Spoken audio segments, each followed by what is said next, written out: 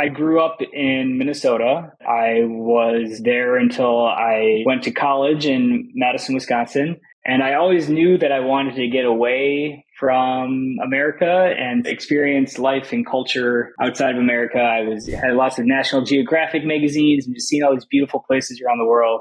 And so when I got a chance to study abroad in France, I was just kind of blown away. It was like the up and down of culture shock where it was really difficult for some time. But once you got past that and I could start speaking the language, and I just fell in love with France and fell in love with being able to like kind of jump on a plane and go to some new culture 30 minutes away. And I knew I needed to go back, and teaching English was the way to do that. So I got a job in France teaching English at a grade school, then at a university. By the end of 3 years there, I thought I could settle in France and, be a French citizen and live my adult life there. But I still had that urge to keep exploring, and I went to Thailand to teach there. And then I went to South Korea. That's where things changed because I met my wife. Really amazing country. And we got married there. And then our first year after marriage, we went to China where I taught English. And that was a great year, but it was 2019. And what happened in 2020?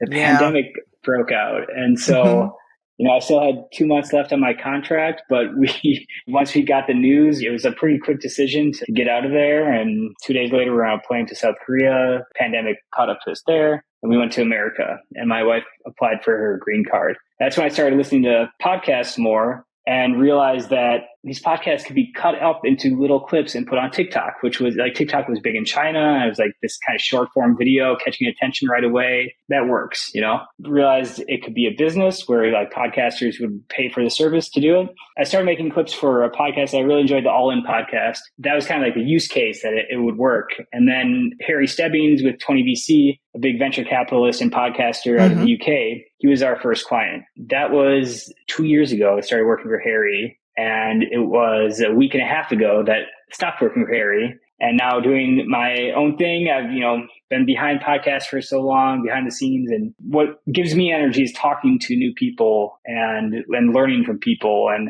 I want to be in the front, and then knowing what makes good episodes, what makes good clips. I think that it's going to be a good formula. AI's captured my attention for a long time now. And I just think the possibilities for language learning, for education is immense. Also for video production and just being able to get videos out there quickly. Like we have a conversation, and then the post-production side of it, should be pretty streamlined in a year or two, I think. So that's what got me to Imagine AI Live, meeting Steve Metcalf at All In Summit 2023 at end of the summit parties there. And just, it was like, it kind of clicked that this is a really cool idea, and he's just got such a vision behind it. And so I'm happy to join once I left 20VC.